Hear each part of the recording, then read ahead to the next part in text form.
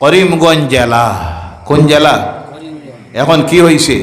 মরুভূমি না জলাভূমি? শ্রীভূমি। আচ্ছা, যাই হোক, আমি কই মরুভূমি হয়েছে মনে হয়। শ্রীভূমি। কোন ভূমি? শ্রীভূমি হওয়ার কারণে আপনারা ইনসাফের সহিত বলুন, হিন্দু ভাইয়েরা যারা, তারার কোনো লাভ হয়েছে? জি, আমরা মুসলমান যারা কোনো লাভ হয়েছে? লস হয়েছে? কিছুই নাই। লস হয়েছে, আমাদের বাবা বেগে আঘাত করা হয়েছে।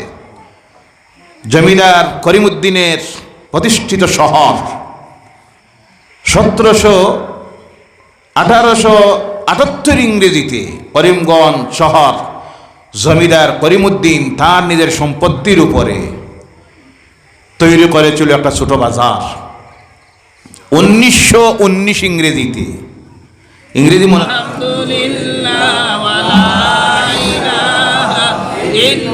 লা ইলাহা ইল্লাল্লাহু মুহাম্মাদুর রাসূলুল্লাহ সাল্লাল্লাহু আলাইহি ওয়াসাল্লাম। এবার হযরতে খুবাইব ফাঁসির মঞ্চে যখন ঝুলেছেন, দেখলেন এখানে সব আমার দুশ্মন কাউরের কাছে খবর বললে খবর নিয়ে পৌঁছাইয়া দিবে না। আল্লাহর দরবারে দোয়া করে, না আল্লাহ, এই যে অবস্থায় আমি ফাঁসির মঞ্চে ঝুলতেছি, আমার এই খবরটা আমার হাবিবের কাছে মদিনায় পৌঁছাইয়া দাও। সুবহানাল্লাহ, সুবহানাল্লাহ। আল্লাহ রাসূল সাল্লাল্লাহু আলাইহি সাল্লাম সাহাবায়ে কেরামদেরকে নিয়ে বসে আছেন।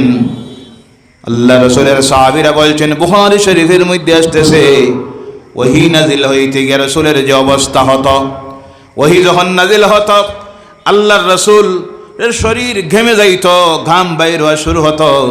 কোন সময় চেহারার দিকে চাইতে বোঝা যাইত কি যেন ভয় ভয় আল্লাহ রাসূলের লাগতেছে। সাহাবায়ে কেরাম তখন বুঝে নিতেন ওহী নাজিল হচ্ছে, জিবরাইল এসে গেছেন। সাহাবীরা বলেন, আমরা হঠাৎ দেখি আল্লাহ রাসূলের ঘাম বাইর হওয়া শুরু হয়ে গেছে, ওহী নাজিল হওয়ার মতো অবস্থা হয়ে গেছে। কিছুক্ষণ পর আল্লাহ রাসূল বলেন, ও আমার সাহাবীরা, মুশরিকেরা, মক্কার কাফিরেরা আমার সাহাবী খুবাইবকে ফাঁসির মঞ্চে ঝুলাইয়া দিতেছে। সুবহানাল্লাহ বলেন। আবার আল্লাহ রাসূল সাল্লাল্লাহু আলাইহি সাল্লাম সঙ্গে সঙ্গে বললেন, ওয়া আলাইকুমুস সালাম ইয়া খুবাইব। সুবহানাল্লাহ। 2 নম্বরে খুবাইব যখন ফাঁসির মঞ্চে ঝুলতেছেন, তখন বলেন, আয় আল্লাহ, 2 নম্বরে তোমার কাছে আমার আরজ, এখানে আমার কেউ নাই, সব আমার দুশমন, তোমার দিনের দুশমন, তোমার নবীর দুশমনেরা চতুর্দিকে দাঁড়িয়ে আছে, 40 জন হাতে লেঞ্জা নিয়া চতুর্দিক থেকে পাথর বর্ষণ করতেছে, লেঞ্জা মারতেছে। খুবাইবের জবান দিয়ে বাইর হলো, আল্লাহ, আমার সালামটা আমার হাবিবের কদমে পৌঁছাইয়া দিও। আসসালাতু ওয়াসসালামু আলাইকা ইয়া রাসূলুল্লাহ। সঙ্গে সঙ্গে মদিনার মসজিদুন নববী থেকে আল্লাহ রাসূল জবাব দেন, ওয়া আলাইকুমুস সালাম ইয়া খুবাইব। আল্লাহু আকবার। আমার রাসূলের এই ক্ষমতা শোনার আছে না নাই? এখানে আমরা যে বসে আছি, আমার রাসূলের দেখার ক্ষমতা আছে না নাই? শোনার ক্ষমতা আছে না নাই? পৌঁছাইয়া দিতেছেন খবর কে? দেখার ক্ষমতা দিয়েছেন কে? ভাইরা আমার, আফসোস লাগে বলতেছিলাম, রোজা মুবারক থেকে আপনি বাইরে হলেন মনের সান্ত্বনার জন্য। আমার হাবিবের রোজা মুবারকের গম্বুজে খাজরার দিকে মুখ করে দাঁড়িয়ে আপনি হাত তুললেন দোয়া করার জন্য। ওই জালিম নাফরমানেরা এসে আপনার হাতে ধরবে আর বলবে, এ হাজি দিকে দোয়া করে লাভ কি? এখানে তো কিছুই নাই, পশ্চিম দিকে ফিরে দোয়া করো। আপনি যদি বলেন আমার নবীর রওজা মুবারকের দিকে চেয়ে আমার মনের সান্ত্বনার জন্য আমি আল্লাহর কাছে দোয়া করতেছি, নবীর কাছে চাইতেছি না, চাইতেছি আল্লাহর কাছে, ওসিলা নিতেছি আমার হাবিবের, ওই নাফাক আকীদাওয়ালারা তখন বলে, এখানে তোমার নবী আছে কি? তুমি দেখেছো তোমার নবীর কি দেওয়ার কোনো ক্ষমতা আছে? বলো নাউযুবিল্লাহ। এদের কথা যদি আপনি তখন বিশ্বাস করেন, আপনার ঈমান চলে যাবে। কি চলে যাবে? আমি আজ থেকে 15 দিন আগে মদিনাতুল মুনাওয়ারায় যখন ছিলাম, হাত তুলেছি দোয়ার জন্য। তখন তাদের খরিদ করা কিছু গোলাম আছে, ইউনিভার্সিটির ছাত্র, বাংলাদেশ, পাকিস্তান, ভারতের বিভিন্ন মাদ্রাসার এতিম মিসকিন গরিব যে ছাত্রগুলি, এগুলিরে পাঠাইয়া দেওয়া হয় মক্কা ইউনিভার্সিটিতে, মদিনা ইউনিভার্সিটিতে, এগুলিরে ডিউটিতে লাগানি হয়। বিশেষ করে পুলিশ যেগুলি এবং ধর্মীয় পুলিশ ছাড়া এই সবগুলি নির্দেশ মানিয়ে চলে তাদের সরকারের হুকুমতের কানুন যেটা, এটাই হইল সেই দেশের শরীয়ত। কোরআন হাদিসের কোনো শরীয়ত সেখানে চলে। আমি বললাম জুমার নামাজ আদায় করা হয় কমপক্ষে 11 থেকে 12 লক্ষ মুসল্লিরা উমরার সময় জুমার নামাজ একসঙ্গে আদায় করে, বলেন সুবহানাল্লাহ। কিন্তু একজন হরমের ইমামের মুখ দিয়া খুতবার সময় এই কথাটা বাইর হলো না, আল্লাহ ফিলিস্তিনের মুজাহিদদেরকে তুমি সাহায্য করো, হেফাজত করে, এই কথাটা একটাবার বাইর হলো না। কারণ যতটা ইমাম আছে সবগুলি হলো সরকারের রাখা গোলাম। কথা ঠিক কি না? কারণ একবার যদি খুতবায় এই কথা কয় বিয়ালে চাকরি শেষ, কি শেষ? চাকরি শেষ। আর আরো একটু বেশি যদি কই দিয়ে কল্লাও যাইতে পারে। কথা ঠিক কি না? ফিলিস্তিনের মুসলমানের জন্য একজন ইমাম খুতবায় দোয়া করলেন, আল্লাহুম্মা আনসুরিল মুজাহিদিল ফিলিস্তিন। খুতবা শেষ হয় নাই, পুলিশ ধরে নিল। এরপরে জিজ্ঞাসা করলো, কার পারমিশনে তুমি এই দোয়া করলা? হুকুমতের কি অনুমতি আছে? আলহামদুলিল্লাহ, আমরা এর চাইতে অনেক বাক স্বাধীনতা নিয়ে আসিনি না? কথা বলেন। গতকাল আমি এক মাহফিলে বলেছিলাম, আল্লাহর শুকরিয়া আদায় করি, বাংলাদেশে আল্লাহ জন্ম দেয় নাই। কথা ঠিক কি না? নাই অবস্থা কি হইতো দেখরা? জি, দেশের প্রধান মসজিদ বাইতুল মুকাররম ঢাকার, কয়েকবার আমি নামাজ পড়েছি। সেই বাইতুল মুকাররমের ভিতরে জুমার নামাজ তো ইয়া জুঠালুয়া পিটাপিটি আর কোরআনে আগুন দিছে, আবার মুসলমানের দাবি করে, আছে না নাই? আরে মাজার, আল্লাহর ওলিদের মাজার ভাঙতেছে আর মন্দিরের সামনে গিয়ে দাঁড়াইয়া ফাড়া দিতেছে, আছে না নাই? নাউজুবিল্লাহ বলেন। এরা আবার দাবি দেয়, এরা আবার স্লোগান দেয়, ইকামতুদ্দিন আমরা করব, আল্লাহ দিনকে কায়েম করব। এর নাম কি দিন বাঁচানি? আল্লাহর ওলিদের দুশ্মনী করে দিন বাঁচানি যায়? এরপরে আরো দেখছেন আপনারা, কোনোটাই গিয়া মন্দিরের কিনারায় দাঁড়াইয়া বলতেছে, আল্লাহর লাখো শুকরিয়া আদায় করি, এই বছর যে সার্বজনীন দুর্গা পূজায় আল্লাহ এসে শরীক হওয়ার তৌফিক দিল। নাউজুবিল্লাহ বললেন না? এর চেয়ে বড় নাফরমান মুনাফিক আর হইতে পারে? আল্লাহদেরকে হেদায়েত করুক, সকলে বলেন আল্লাহুম্মা আমিন। আমি বললাম পাকিস্তানে আল্লাহ জন্ম দেয় নাই, অনেক বালা হয়েছে, না হয় মসজিদে বোমা ফাটত। কথা ঠিক কি না? আর সৌদি আরবে তো না হয় লাখো শুকরিয়া আদায় করি। বর্তমান যে অবস্থা সেখানের বাক স্বাধীনতা বলতে তো কিছুই নাই। তবে পবিত্র ভূমি মক্কা মুকাররমা, আল্লাহ রসুলের জন্মস্থান, আর আমার রসুল শুয়ে আছেন, সারা দুনিয়ার জমিনের চাইতে এই দুই শহরের মর্যাদা আল্লাহর কাছে আসে না নাই? মর্যাদা আসে না নাই? ফজিলত আসে না নাই? দুনিয়ার কোনো জায়গা সেই জায়গার সমতুল্য হইতে পারে না। সওয়াবের দিকে মসজিদুল আকসা, মসজিদুন নববী, মসজিদুল হারামাইন, হারাম শরীফের আমরা সেই মর্যাদা দেই, সম্মান দেই। কিন্তু ওখানে আজকে তারা যারা বসবাস করতেছে আর যে আইন চালু করতেছে, আল্লাহর শুকরিয়া আদায় করি, আল্লাহ আমাদেরকে এর থেকে হেফাজত করেছে। আমি অনেক সময় বলি, এখন যদি কিয়ামত হয়ে যায়, আল্লাহ না করুক, সকলে বলেন আল্লাহুম্মা আমিন, আল্লাহর জান্নাতে সর্বপ্রথম যাইব ভারতের মুসলমান। সুবহানাল্লাহ বললেন না? কোন দেশের? আর ভারতের যাইতে গিয়া 1 নম্বরে যাইব আসামের। সুবহানাল্লাহ নাই? আর আসামের মধ্যে যদি যে আল্লাহ, তাহলে 1 নম্বরে দিব বরাক উপত্যকার মুসলমানদেরকে। সুবহানাল্লাহ বললেন না? কারণ আদব, খাসলত, ব্যবহার, চালচলন, শালীনতা, ভদ্রতা, দাড়ি, টুপি, পাঞ্জাবি, ফরজ নামাজ পড়িনি না? সুন্নত, তারা তো সুন্নত লাগে না, আল্লাহ মাফ করছে, নফলও লাগে না। সেদিন দেখি বাংলাদেশের আর একটাই কইছে, জোরের নামাজ মাত্র 4 রাকাত। কয় রাকাত? কিছু মোল্লা মুল্লবীরা এটা কিছু বানাইছে, তারা এটা কোরআন হাদিসে কোনটাও নাই। জোর 4, আসর 4, মাগরিব 3, এশা 4, ফজর 2, আরো 1-2-4 বছর বাদে কইব নামাজ বলতে কোনটাও নাই। কথা ঠিক কি না? এগুলির থেকে আল্লাহ আমাদেরকে হেফাজত করেছে, যাদেরকে সালাফি বলা হয়, লামজহি বলা হয়, আহলে হাদিস নামের নাফাকগুলির থেকে, এই আকীদাত থেকে আল্লাহ আমাদেরকে হেফাজত করেছেন। সকলে বলেন আল্লাহুম্মা আমিন। এখনো আমাদের মধ্যে, আমাদের এলাকার মুসলমানদের মধ্যে আমরা সুন্নতের নামাজ পড়িনি না? জি, জোহরের কমপক্ষে তো 10 রাকাত পড়ি, সময় থাকলে 12 রাকাত পড়েন তো পড়বা, 2 রাকাত ছাড়বা না, যে নফল 2 রাকাত। অসুবিধায় কোনো সময় সময়ের স্বল্পতায় ব্যস্ততায় ছাড়া যায়, কিন্তু সর্ব অবস্থায় আমল তৈরি করবেন না, এই 2 রাকাত পড়বেন। আল্লাহ তৌফিক যেন দেয়, বলেন আল্লাহুম্মা আমিন। আসরের নামাজ কয় রাকাত? কিন্তু আফসোস লাগে কিছু মানুষ এখন আমাদের মধ্যে আছে যারা দেখবেন সময় আছে, মসজিদে বসে থাকে, কিন্তু আগের 4 রাকাত পড়ে না। কথা ঠিক কিনা? ওইটা গায়ের মুয়াক্কাদা, পড়লেও হয় না পড়লেও হয়। গায়ের মুয়াক্কাদাকে আপনি যদি অবহেলা করেন আর সর্ব অবস্থায় ছাড়ার যদি অভ্যাস তৈরি করে নেন, তাহলে গুনাহ হবে। কি হবে? বিশেষ অসুবিধায় আপনি পড়লেন না, ছাড়ি দিলা, সময় নাই, এসে দেখলেন জামাত শুরু হয়ে যাচ্ছে, বা গড়ে পড়তেছেন ব্যস্ততায়, সুন্নতে গায়ের মুয়াক্কাদাকে ছাড়লেন, অসুবিধা। মাগরিবের নামাজ কয় রাকাত? কয় রাকাত? বেশিরভাগ এখন আমরা আমল করে নিছি 5 রাকাত। কয় রাকাত?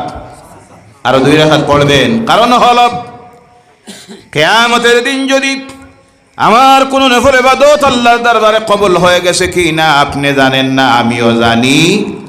জানা আছে 60 বছর বয়স হয়ে গেছে, নামাজ পড়তেছি, তিলাওয়াত করতেছি, জিকির আজকার করতেছি, ওই যা করতেছি কবুল হয়ে গেছে এর কোনো সার্টিফিকেট আছে?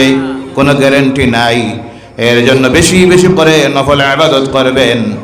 যদি দেখা যায় ফরজ কবুল হয় নাই, তাহলে এই নফলের মাধ্যমে কিয়ামতের দিন আল্লাহর দরবারে নাজাত পাওয়া যাইতে পারে না।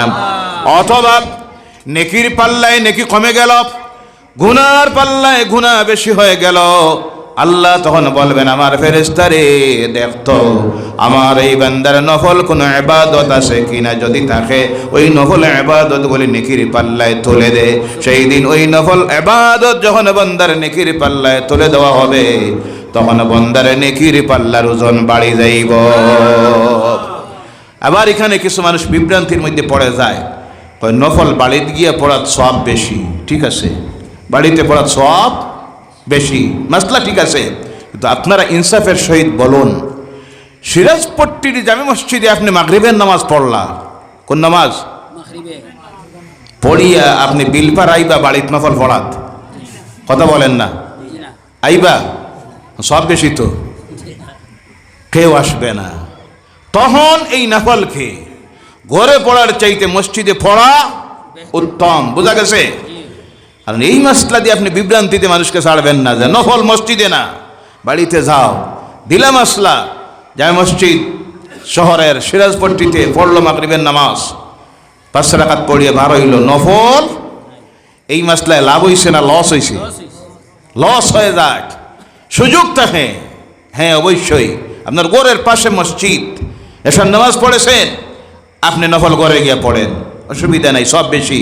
কিন্তু যদি দেখা যায় আমাদের দেশের যে অবস্থাটা, আবহাওয়া বর্ষাকালে বৃষ্টি শুরু হইল, মেঘ দিতে আসে, রাস্তায় কাদা আছে, গোবর আছে, আর অনেক কিছু আছে, সম্ভাবনা আছে আমি মসজিদ থেকে ঘরে যাইতে গিয়ে আমার কাপড় নাপাক হইতে পারে, পা নাপাক হইতে পারে, অজু ছুটারও সম্ভাবনা আছে। সেই সময়ে যদি আমি মসজিদে নফল পড়ি, ভালো না খারাপ? আওয়াজ করে বলেন।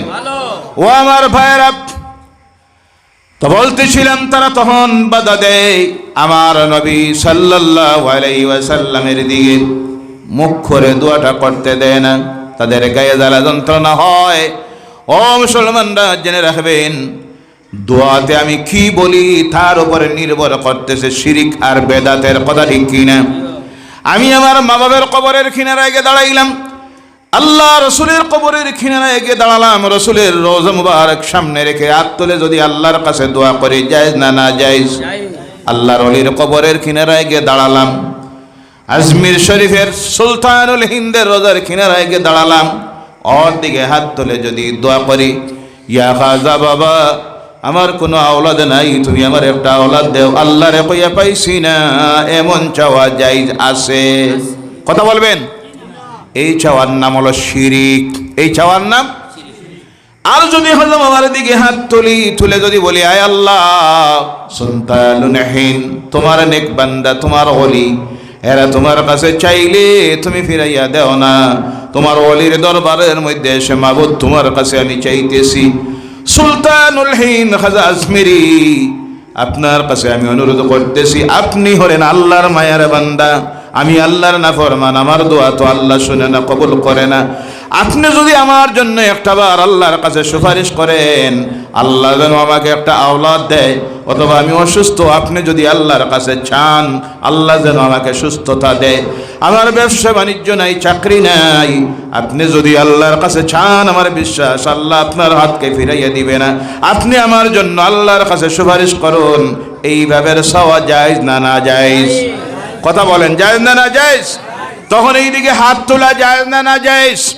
বিশেষ করে আমরা যখন কোনো কবরস্থানের কিনারায় যাই, যাওয়ার পরে যখন দোয়া করি, এই দোয়া থেকে মুর্দার কাছে কিছু আমরা চাই। জি, কবরস্থানে জিয়ারতে যাই তো, যাওয়ার পরে দোয়া করি, আল্লাহুম্মা গফিরলি হাইয়িনা ওয়া মাইয়িতিনা ওয়া শাহিদিনা ওয়া গায়িবিনা ওয়া সাগীরিনা ওয়া কাবীরিনা ওয়া যাকারিনা ওয়া উনসানা। আল্লাহুম্মা মান আহইয়াইতাহু মিন্না ফাআহইহি আলাল ইসলাম ওয়া মান তাওয়াফাইতাহু মিন্না ফাতাওয়াফাহু আলাল ঈমান। গোটা দোয়ার মধ্যে মুর্দার কাছে চাওয়ার একটা শব্দ, আল্লাহুম্মা গফিরলি হাইয়িনা, আল্লাহ আমাকে মাফ করে দেও, আর আমাদের মধ্যে যারা জীবিত তাদেরকে মাফ করে দেও। মাইয়িতিনা, যারা মারা গেছেন তাদেরকে মাফ করে দেও। হাইয়িনা ওয়া মাইয়িতিনা ওয়া শাহিদিনা ওয়া গায়িবিনা, উপস্থিত যারা, অনুপস্থিত যারা, গায়বে আড়ালে চলে গেছেন তাদেরকে মাফ করে দেন। ওয়া সাগীরিনা ওয়া কাবীরিনা, ছোট যারা তাদেরকে মাফ করে দেন, বড় যারা তাদেরকে মাফ করে দেন। ওয়া যাকারিনা ওয়া উনসানা, নারী যারা মারা গেছে তাদেরকে মাফ করে দেন, আর পুরুষ যারা তাদেরকে মাফ করে দেন। ওয়া যাকারিনা ওয়া উনসানা আল্লাহুম্মা মান আহইয়াইতাহু মিন্না ফাআহইহি আলাল ইসলাম ওয়া মান তাওয়াফাইতাহু মিন্না ফাতাওয়াফাহু আলাল ঈমান। আল্লাহ, যারা এই দুনিয়ায় থাকা অবস্থায় ঈমানের উপর ছিল, আর ঈমান নিয়ে যারা মারা গেছে, ঈমানের শহীদ যারা চলে গেছেন ঈমান নিয়ে কবরের গাড়ায়, আল্লাহ তাদেরকে তুমি মাফ করে দাও। ইনসাফের সহিত বলুন, এই দোয়ার মধ্যে মুর্দার কাছে কোনো চাওয়া আছে? অর্থটাও বুঝে না। আল্লাহ বুঝার তৌফিক দেখ, সকলে বলেন আল্লাহুম্মা আমিন। বলতেছিলাম আমার ভাইয়েরা, আল্লাহ পাক কি মর্যাদা সম্মান আমাদেরকে দিয়েছেন, এই নবীর উম্মতকে আল্লাহ কি মর্যাদা সম্মান দিলেন। এই নবীর উম্মতেরা, আল্লাহ পাক আপনার আমার নবীকে এই জমিন থেকে আল্লাহ তুলে নে, ঈসা আলাইহিস সালাম জমিনে আসেন। জি, জানা নাই আপনাদের? আল্লাহ নবী ঈসা জমিনে আসেন নাই, আকাশে আল্লাহ তুলে নিছে, চতুর্থ আকাশে। কোন আকাশে? চতুর্থ আকাশে। ইদ্রিস আলাইহিস সালাম জমিনে আসেন? জি নাই, আল্লাহ তুলে নিছে, জিন্দা তুলে নিছে। ও আমার ভাইরা, যত নবীরাই জমিনের মধ্যে এসেছিলেন, মাত্র ইতিহাস পর্যালোচনা করে দেখা গেছে 25 জন নবী। কতজন?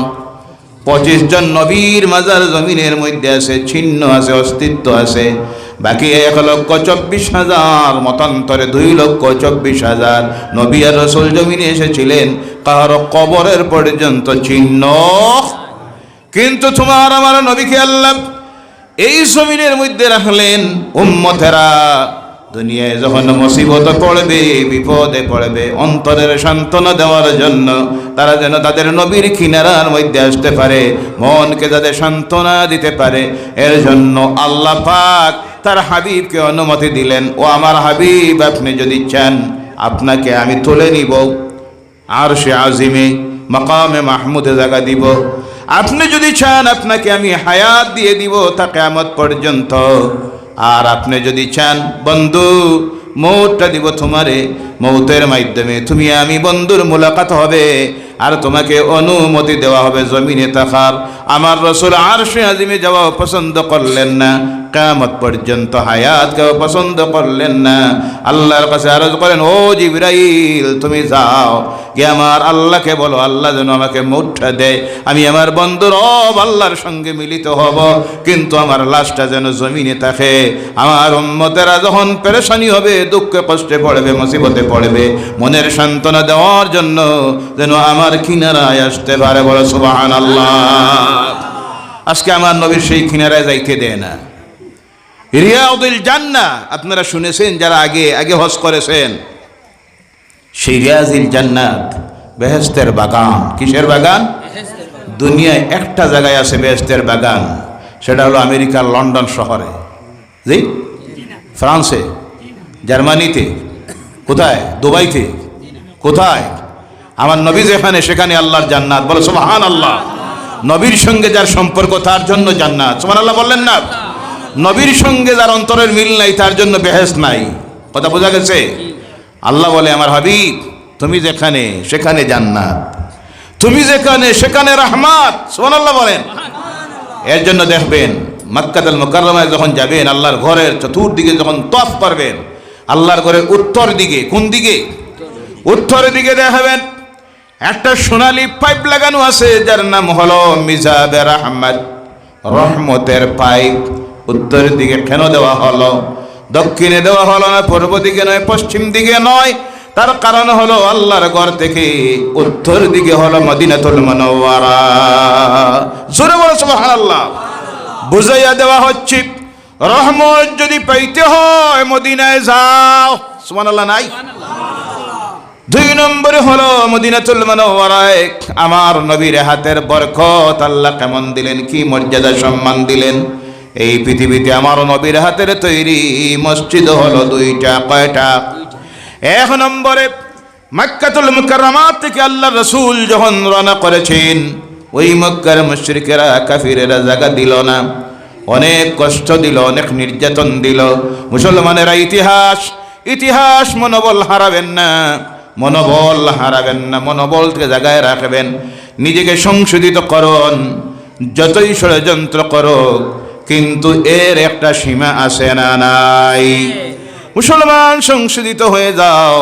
ইসলামের ইতিহাস আমাদেরকে শিক্ষা দিতেছে, আমার নবীকেও তো মক্কায় থাকতে দিল না, মক্কা থেকে বিতাড়িত করলো। আল্লাহ রসুল যখন রওনা করলেন, হযরতে আলী রাদিয়াল্লাহু তাআলা আনহু বলেন, ইয়া রাসূলুল্লাহ আমি কি আপনার সঙ্গে হিজরত করব না? আমার নবী বলেন, আলী রে তুমি আমার বিছনায় শুয়ে যাও, আমার চাদরটা গায়ের মধ্যে দিয়া তোমার মাথার পাটা ঢেকে রেখে।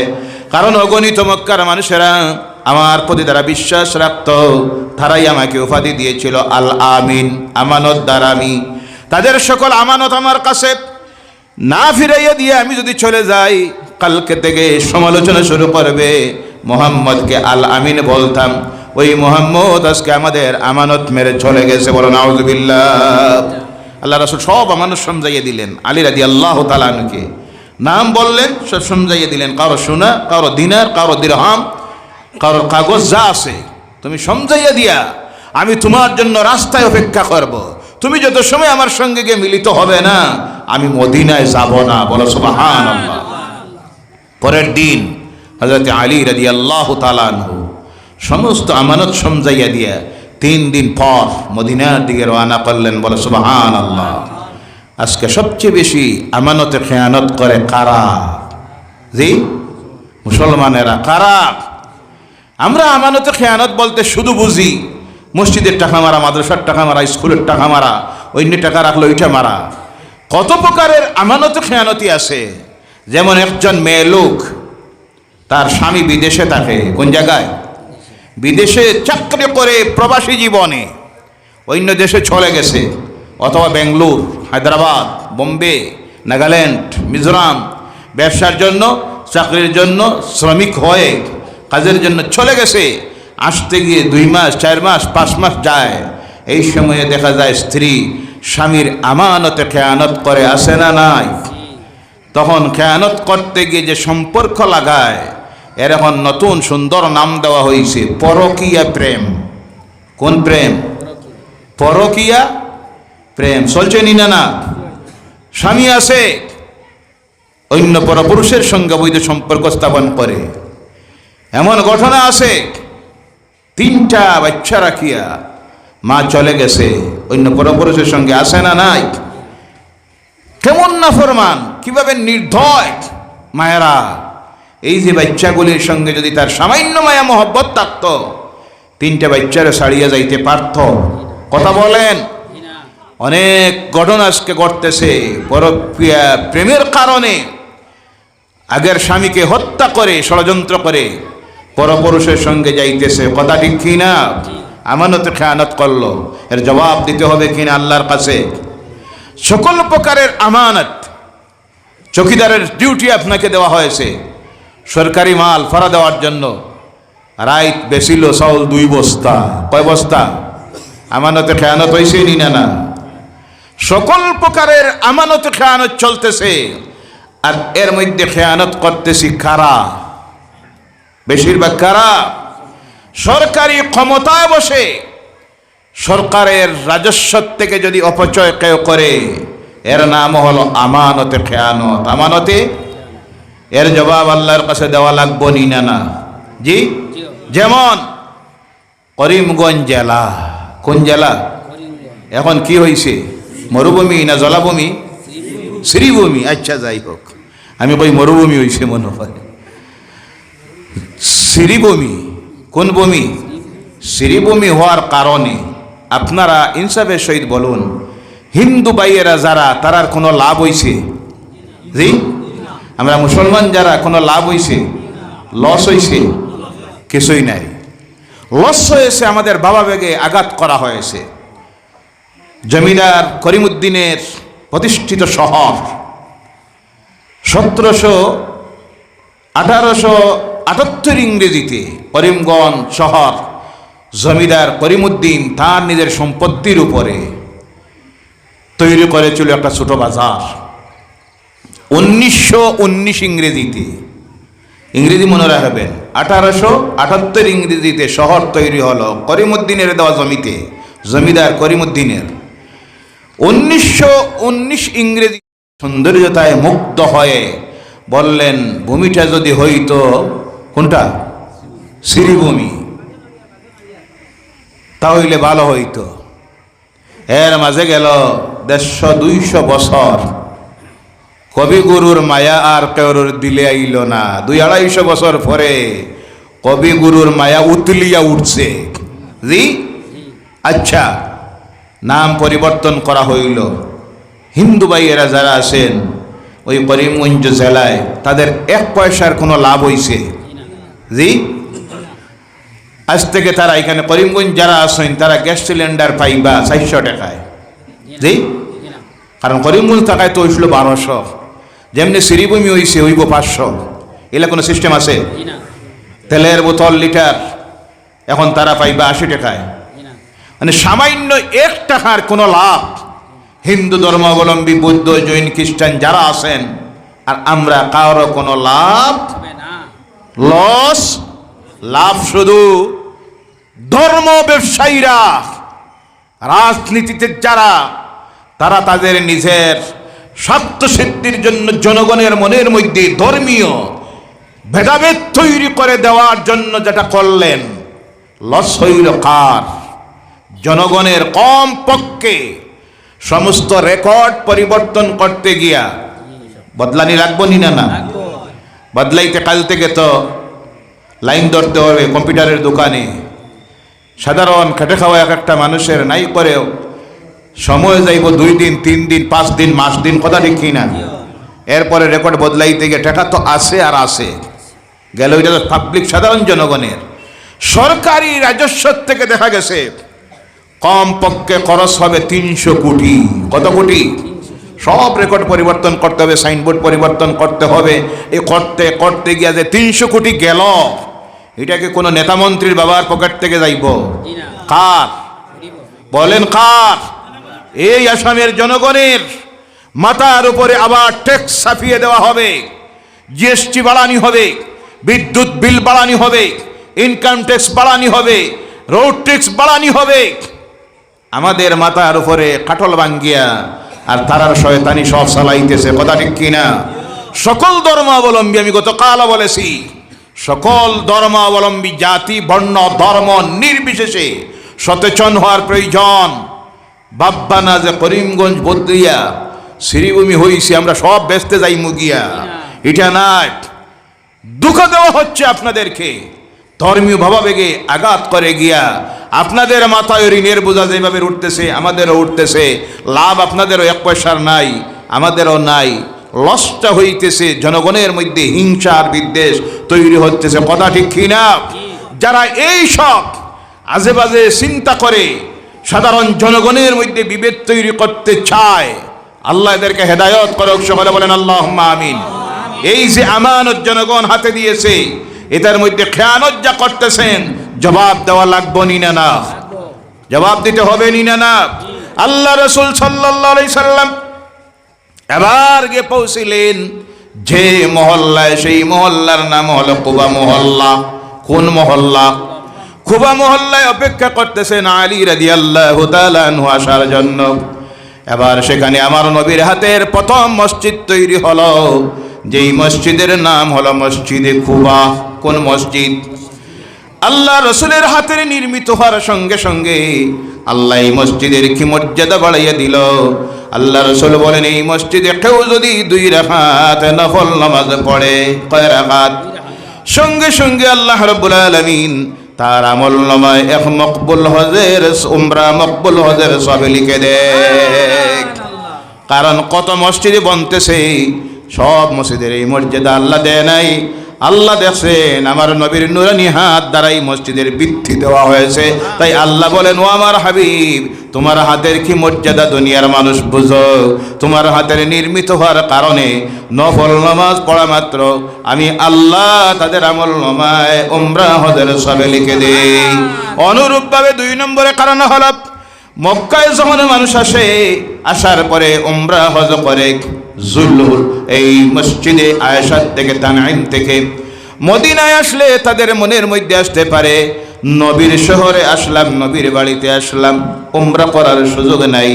ও আমার হাবিব, তোমার উম্মতের জন্য আমি সুযোগ করে দিতেছি, তারা যদি প্রতিদিন মসজিদে কুবায় এসে, মদিনার থেকে মাত্র 3 কিলোমিটার দূরে 2 রাকাত এসে যদি নামাজ পড়ে নে, আমি আল্লাহ তাদের আমল নামায় উমরা হজের সবে লিখে দিব।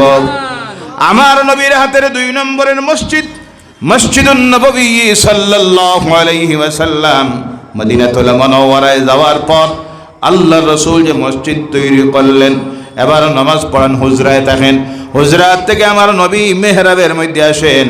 আল্লাহ বলে, ও আমার হাবিব, তোমার কদমের মর্যাদা দুনিয়ার মানুষ বুঝো, কি সম্মান তোমার কদমে আমি আল্লাহ দিলাম। তোমার কদম যে জায়গায় পড়ে, সেই মাটিটা আল্লাহর কাছে জান্নাতের টুকরা হয়ে যায়। জোরে বলে সুবহানাল্লাহ। এর জন্য মক্কায় গেলে জান্নাত পাবেন না, মক্কায় গেলে আল্লাহ পাবেন। আল্লাহর ঘর পাওয়া যায়, জান্নাত পাওয়া যায় দুনিয়ার একটা জায়গায়, যেখানে আছেন আমার নবী। সুবহানাল্লাহ নাই? আল্লাহ রাসূল বলছেন, আমার মিম্বর আমার হুজরাত থেকে, আমার মিম্বর ওই মধ্যবর্তী জায়গা, মাম বাইনা বাইতি ওয়াল মিম্বারি, ওই যে আমার ঘর আর আমার যে মিম্বর, এর মধ্যবর্তী জায়গা হলো রিয়াদিল জান্নাহ, আল্লাহর বেহেশতের বাগান। সুবহানাল্লাহ বলেন। এর জন্য আল্লাহ রাসূল বলছেন, আল্লাহর কোন বান্দা যদি সেখানে ঢুকে 2 রাকাত নামাজ পড়ে নেয়, আল্লাহ পাকের জন্য ওয়াজিব হয়ে যাবে তাকে জান্নাতে নেওয়া। কিন্তু আফসোস, বলার আমার উদ্দেশ্য হলো, এখন আপনি এখানে ঢুকতে পারবেন না। বৎসরে একবার পারমিশন নিতে হয়। এখানে যাওয়ার পরে আপনার পাসপোর্ট ভিসা দেওয়ার পরে পারমিশন দেওয়া হয় মাত্র 5 মিনিট। কয় মিনিট? গিয়ে সিরিয়ালে ঢুকবা, 2 রাকাত পড়ার পরে কোনো সময় দোয়া করতে দেয় না, ইয়া আল্লাহ হাজি মাফি রাকাতাইন, 2 রাকাত মাত্র। আচ্ছা বলুন তো, এখানে যদি মানুষ নামাজ পড়ে কোনো অসুবিধা আছে? সারা জিন্দিগি গেলাম, তাহাজ্জুদে গিয়ে বসতাম, ফজরের বাদে আসতাম, কোনো সময় আসরের সময় ঢুকলাম, এশার পরে বাইর হইলাম, কিন্তু আজকে এই জালিমেরা ঢুকতে দেয় না, বন্ধ করে দিয়েছে। আগে ছিল একবার সফরে গেলে 2 রাকাত, এখন নতুন আইন করছে বৎসরে মাত্র একবার 2 রাকাত। আল্লাহর ঘরে নামাজ পড়তে দিতেছে না, আমার নবীর কিনারায় গিয়ে নামাজ পড়তে বাধা দিছে। তার 1 নম্বরের কারণ কেন বাধা দেয়? কারণ এখানে পাশে শুয়ে আছেন আমার নবীর রওজা মুবারাকে, বলে সুবহানাল্লাহ। নবীর কিনারায় দাঁড়িয়ে নামাজ পড়বে, তাদের চিন্তাধারা হইল এখানে যদি বেশি নামাজ পড়ে, না জানি নামাজ পড়ে দোয়া করতেনি নবীর কাছে চাইলায়, বলো নাউযুবিল্লাহ। এর জন্য মুনাজাতে আপনি মাত্র 2 রাকাত পড়ে হাত তুলেছেন, হাতের মধ্যে ইয়ে ধরে বলে ইয়া আল্লাহ হাজি মাফি ও খরচ রাকাতাইনি, বাইর হয়ে যান। আল্লাহ এদেরকে হেদায়েত করুক, সকলে বলেন আল্লাহুম্মা আমিন। ভাইরা আমার, বলতেছিলাম পৃথিবীর সবচেয়ে সম্মানিত নবী আল্লাহ আমাদেরকে দিয়েছেন। নবীর উম্মতের মর্যাদা আল্লাহ এইভাবে দিয়েছেন নিনা না, কিন্তু আজকের এই জমিনে সেই নবীর উম্মতের ওই মর্যাদা নাই হওয়ার কারণ হলো আমাদের সম্পর্ক ছিন্ন হয়ে গেছে আল্লাহ থেকে, তার রাসূল থেকে। বিশেষ করে আমার যুবক ভাইয়েরা, আপনাদের প্রতি আমার অনুরোধ, আজকে ইহুদি নাসারারা, কাফের মুশরিকেরা তারা দেখতেছে আমরা যদি এদেরকে ধ্বংসের দিকে নিতে হয়, তাহলে এদের যুব সমাজ যারা, তাদেরকে ইসলাম থেকে ঈমান থেকে সরানির প্রয়োজন। এই সরানির জন্য তারা আজকে সোশ্যাল মিডিয়াকে হাতিয়ার বানিয়ে তাদের অপসংস্কৃতিকে আমাদের সমাজের মধ্যে ঢুকাইয়ে দেওয়ার চেষ্টা করতেছে। আর এই চেষ্টায় তারা আজকে কামিয়াব হয়ে যাচ্ছে। আমার সমাজের যুবক যারা, তাদের দিকে চাইলে পরে দেখা যায় কিছু সংখ্যক যুবকেরা ওয়েস্টার্ন সিভিলাইজেশন, পাশ্চাত্যের অপসংস্কৃতিতে নিমজ্জিত হয়ে গেছে। কথা ঠিক কিনা? 18 বছরের 16 বছরের যুবক হাফ প্যান্ট লাগায়, আছে না নাই? জি, কথা বলেন আপনারা। হাঁটু বাহিরে, একটা পুরুষের জন্য নাভির উপর থেকে হাঁটুর নিচ পর্যন্ত সর্ব অবস্থায় ঢেকে রাখা ফরজ, ঢেকে রাখা ফরজ। বাহির যখন করে গুনায় কাবীরা, কোন গুনাহ? গুনায় কাবীরা। আরো মারাত্মক দেখবেন, ওই তো এখনো বারোইলে পাইতে পারেন রাস্তায় 3টা 4টা এক এক জায়গায় জড়ো হয়ে বসে আছে, বাস জাড়ের নিচে, রাস্তার কিনারায়। এই ফ্রি ফায়ার, কোনটা? খুব কষ্ট করে আমি নাম শিখছি। মাঝে একদিন আমার ছাত্রদের দিকে গেলাম, তোমরা নাম জানো নি? কয় হুজুর ফ্রি ফায়ার। কোন fire? Free fire, 5G game. নাউজুবিল্লাহ বললেন না? ধ্বংস হয়ে যাচ্ছে যুব সমাজ। এক একটা ছেলে আজকে দুনিয়ার কিছু বুঝে না, 24 ঘন্টা মোবাইল, মোবাইল এডিক। কি এডিক? মোবাইল এডিক। সারা রাত ঘুম নাই, মোবাইল ছাড়া উপায় নাই। পরবর্তীতে দেখা যাইতে এমন অবস্থা হচ্ছে, জায়গায় জায়গায় নিজে নিজে আত্মহত্যা করতেছে, বলে নাউযুবিল্লাহি মিন যালিক। তারা চাইতেছে সেটা। এরপর অপসংস্কৃতি ঢুকাইয়া দিতেছে আমাদের সমাজের মধ্যে। আজকে ফলো করে মুসলমানেরা, দেখবেন অনেক সময় আজকে বহুত মুসলমান আছে যাদের বিবাহ শাদীতে লাগে 3 দিন। কয়দিন? জি, পয়লা দিন হইল গায়ে হলুদ। কোনটা আছে আপনাদের এদিকে? শুরু হইছে? হাইলাকান্দিতে নাই?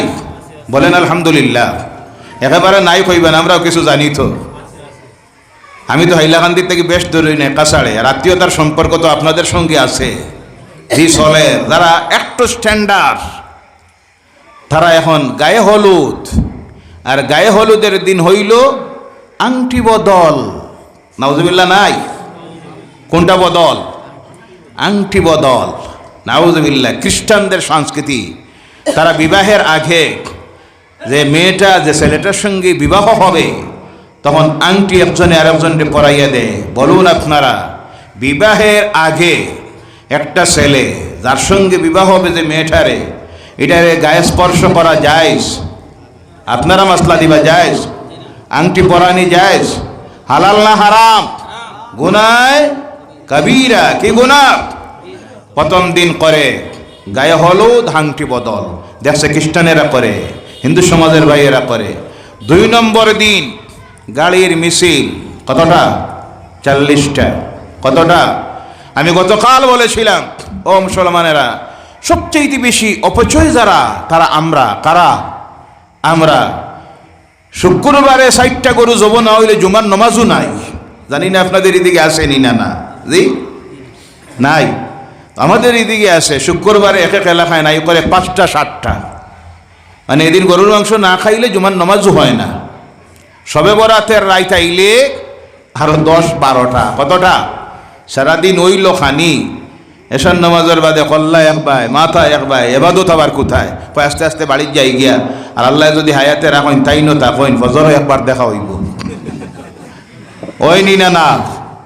আরে এই দিন বেশি এবাদত করার জন্য আমার রসুল শিখাইয়া দিয়ে গেছেন রোজা রাখো। কি করো? রোজা রাখো। আগের দিন সম্ভব একটা, পরের দিন তো রাখতেই হয়, রসুলের সুন্নত। রোজা রাখলে শরীর পাতলা হয়, মন পাতলা হয়, এবাদত বেশি করা যায়। বিবাহ দেখাবিন 30টা গাড়ি লাইন ধরায়, যার বাড়িতে আপনি যাইতেছেন এ আপনারে দাওয়াত দিছে যে 30টা গাড়ি লইয়া 400 মানুষ লইয়া আইবা। আপনি খবর পাঠাইতিরা আমার মানুষ তো আইবা কমপক্ষে 150, আপনি ভালো ব্যবস্থা রাখবা। দাওয়াত দেওয়া যে উল্টা, এখন দাওয়াত যার উল্টা নি না।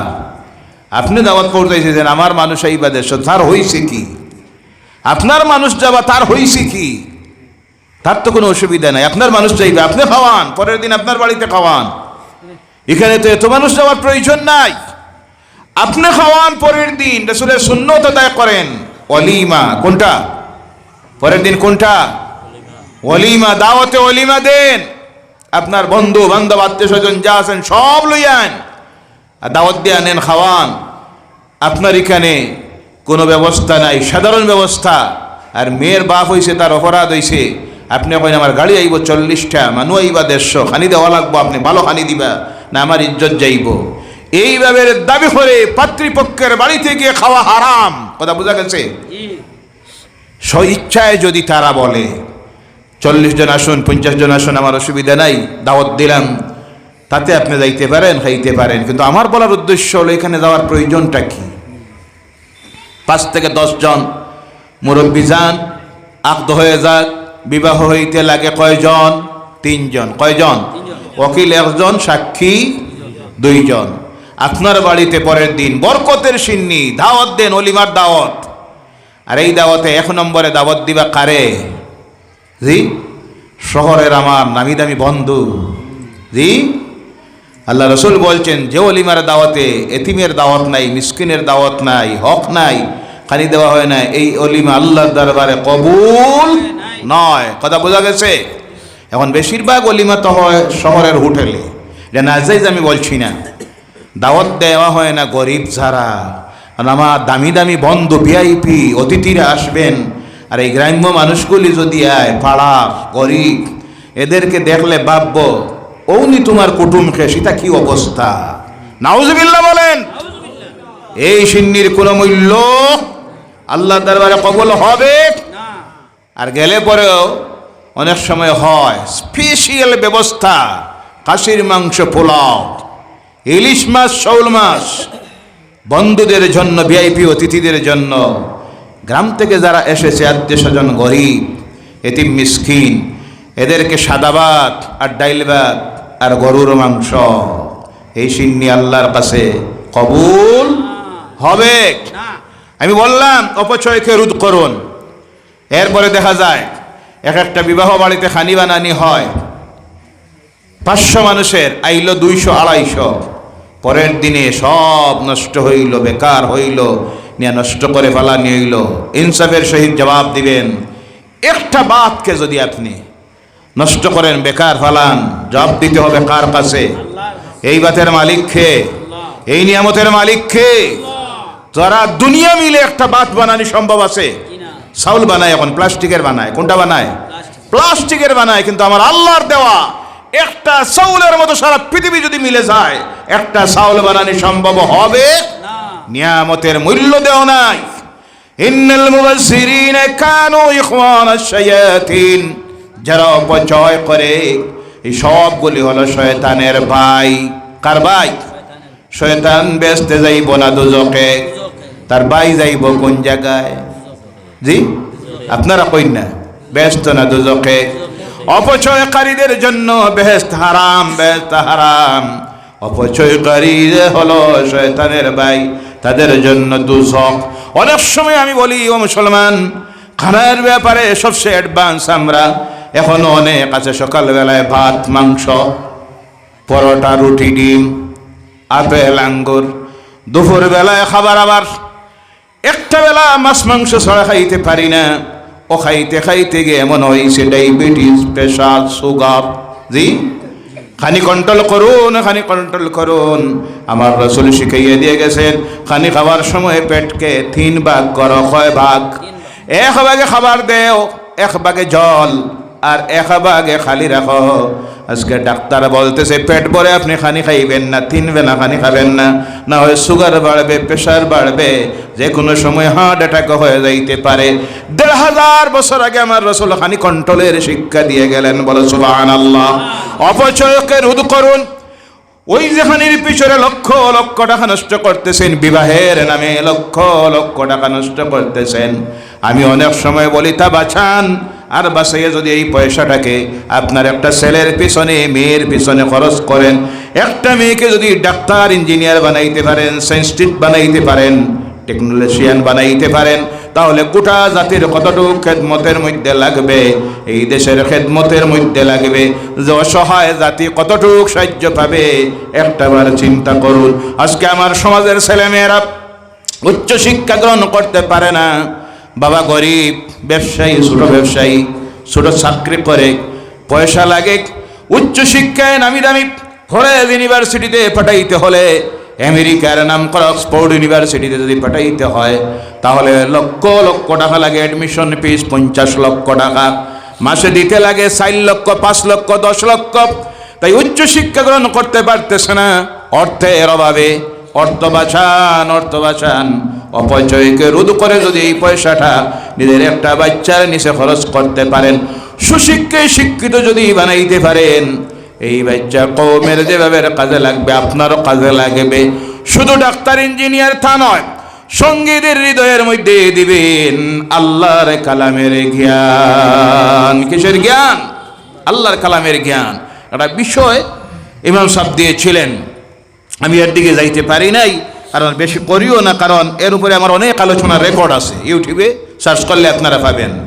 ইসলামিক প্রাথমিক শিক্ষার গুরুত্ব, সবাহি মক্তবের গুরুত্ব। তাই এক আলোচনাকে যেটা আছে আবার যদি করে, অনেকে ইউটিউবে সার্চ করে বলবেন ইতাও আস্তফুন্না হতা। জি, এর কারণে অনুরোধ রাখি, আজকে আমাদের সমাজের মানুষ মক্তব শিক্ষার গুরুত্বকে ছেড়ে দিয়েছেন। আল্লাহর ওয়াস্তে আমাদের মূল ফাউন্ডেশন হলো ঈমান। কোনটা? এরপরে হলো আমল। আর ঈমানকে যদি মজবুত করতে হয়, আমল যদি তৈরি করতে হয়, যে জ্ঞানের প্রয়োজন সেটা হলো ধর্মীয় জ্ঞান, কোরআন হাদিসের জ্ঞান।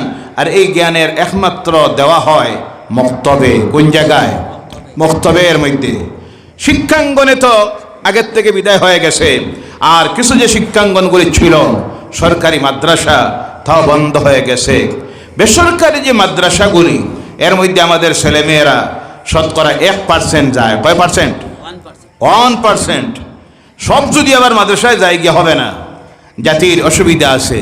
মানে জাতির সব কোয়ালিটির মানুষ তৈরি করার প্রয়োজন। ডাক্তারের দরকার আছে না নাই?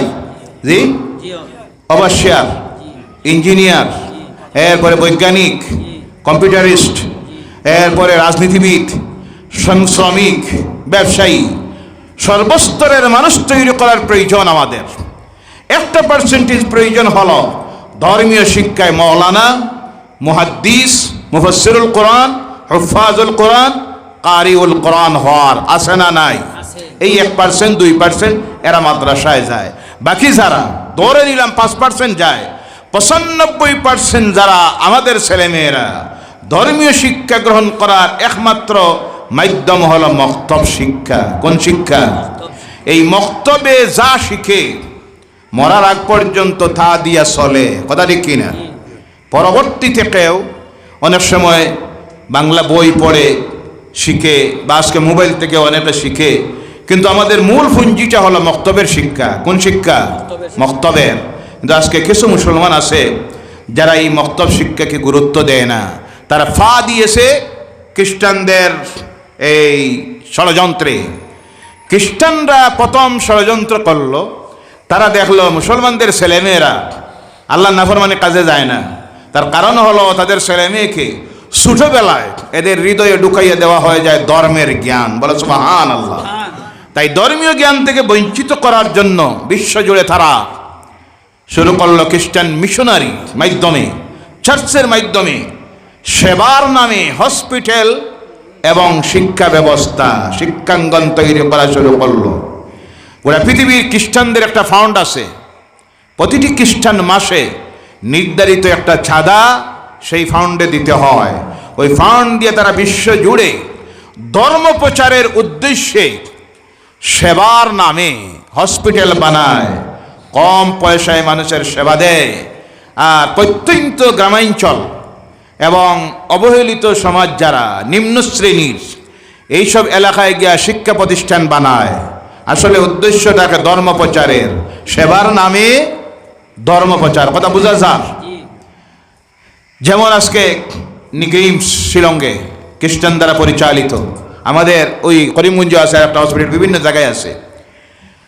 তখন তারা দেখলো এই শিক্ষাঙ্গনে যদি আমরা ক্লাস শুরু করি সকাল 6টায়, কয়টায় বা 7টায়, মুসলমানদের ছেলেমেয়েরা তখন এই সুযোগ দেখে উচ্চ শিক্ষার ব্যবস্থা, সুশিক্ষার ব্যবস্থা যখন দেখে আসবে, তখন তাদের ছেলেমেয়েরা ধর্মীয় জ্ঞান থেকে বঞ্চিত হবে। একদিন এদেরকে নাস্তিক বানানি যাবে, খ্রিস্টান বানানি যাবে। প্রথম ছিল তাদের প্ল্যান, আমরা তো বুঝি না। এরপরে যখন দেখলো এই প্ল্যানটা তারা কামিয়াব হতে পারে নাই, মুসলমানরা সবচেয়ে চালাক জাতি তো, জি কথাটা কার? আল্লাহ বলছেন এরা সবচেয়ে চালাক। বলে সুবহানাল্লাহ। এর কারণে তারা দেখলো যখন খ্রিস্টানেরা সেবার নামে, শিক্ষার নামে আমাদের ছেলে মেয়েগুলিকে মক্তব শিক্ষা থেকে বঞ্চিত করে নাস্তিক বানাইতেছে, ইহুদি বানাইতেছে, নাসারা বানাইতেছে। আলহামদুলিল্লাহ মুসলমানরা জায়গায় জায়গায় তখন প্রাইভেট ইংলিশ মিডিয়াম স্কুল খোলা শুরু করলো এবং সেখানে সঙ্গে লাগাইয়া দিল ধর্মীয় শিক্ষা। বলো সুবহানাল্লাহ। এই দিকে দিয়ে তারা যখন কামিয়াব হতে পারল না, তখন তাদের কিছু 5-6টা গুলাম আছে, এদেরকে দিয়ে জায়গায় জায়গায় তারা শুরু করলো মাদ্রাসা শিক্ষা বন্ধ করা। কি করা? মাদ্রাসা শিক্ষা বন্ধ করা করলো তা। একমাত্র এখন আমাদের ধর্মীয় শিক্ষা দেওয়ার ব্যবস্থা হলো মক্তব শিক্ষা। তো এখন পর্যন্ত আমাদের সমাজের মানুষ এই মক্তবের গুরুত্ব বুঝে নাই। মক্তবের যে করুণ অবস্থাগুলি জায়গায় জায়গায় গেলে পরে শোনা যায়, দেখা যায় এক একটা মক্তবে প্রথম হইল যোগ্য শিক্ষকের অভাব। কিসের অভাব? ইমাম সাহেব রাখতে গিয়ে মানুষ মৌলানা সাহেব খুঁজায় না, মুফতি সাহেব খুঁজায় না। জি আছে না নাই? কারণ রাখতে গেলে বেতন লাগবে 15,000। কত হাজার? এলা তো বহুত জায়গা আছে ইমামের বেতন 15,000 খোয়া মাত্র। কমিটির হাট দুর্বলালা মানুষ থাকলে বেউস হইব। জি আছে না নাই? মক্কা শরীফের সাধারণ যে মসজিদগুলি, গলিতে গলিতে ছোট মসজিদ আছে, তো এক মসজিদে আমার নামাজ পড়লে একদিন ইমাম সাহেবরে জিজ্ঞাসা করলাম, আপনার বেতন কত? তিনি বলেন আমার বেতন হলো 15,000 রিয়াল। কত হাজার? এরপরে তারা আবার ডিউটিও করে না বেশি। পাকিস্তানের অনেক আলিম, বাংলাদেশের আছে, যাদেরকে তারা সমঝাইয়া দেয় তুমি আমার ডিউটিটা করিও, তোমারে দিমু 1,000 রিয়াল। কয় হাজার রিয়াল? মাঝে মধ্যে তারা নামাজ পড়ায়। তো তারা এই বেতনটা আমি হিসাব করে দেখলাম, 15,000 রিয়াল যদি হয়, 1 রিয়ালে হইল 25 টাকা। কত টাকা? 15,000 হিসাব করে গিয়ে দেখা যায় আমার দেশের টাকায় সাধারণ পাঞ্জেগানার যে মসজিদগুলি গলিতে আছে সৌদি আরবের বড় বড় মসজিদ বাদ দিয়া একজন ইমামের বেতন হয় ভারতীয় টাকায় 1,90,000। সুবহানাল্লাহ নাই? ইমামের বেতন হুঁচুন এর লাগি তো সুবহানাল্লাহ নাই। বলেন সুবহানাল্লাহ। কত টাকা? প্রথম ইমাম নিয়োগ দিতে গিয়ে লক্ষ্য করা হয় না। মাঝে এক জায়গার মানুষেরা আমার বললো হুজুর একজন বালা ইমাম দিবে। তো আমি এক মৌলানা সাহেবের লোক কথাবার্তা বলে টেলিফোনে বললাম একজন ইমাম পাওয়া গেছে, বেতন দেওয়া লাগবে 12,000। কত হাজার? হুজুর আমরা চাই আর কোনো রকম চলতো, ওলা একজন দেখবা। বলে খুইলা আলিমও না, মৌলানাও না, হাফিজ সাহেবও না, এমনি কিছু মসজিদ মাদ্রাসাত গেছেন, হইলেই হইব। নাউজুবিল্লাহ বলেন। 4-5 হাজারে কাম চলতো। কয় হাজারে নামাজ হইব? যে লোকটার কারাতের সার্টিফিকেট নাই, হিফজেরও নাই, আলিমানারও নাই, মুফতিয়ানারও নাই, এমন একটা মানুষের নামাজের মাসলা জানা থাকবো? জি। নামাজ হওয়ার মধ্যে সন্দেহ আসে না নাই? আমরা নমাজের খবর নাই, নমাজ হইলেও কোনো রকম চলতো, ওই কোনো রকম চলতে চলতে গিয়া জাতি আজ ধ্বংসের দিকে চলে যাইতেছে।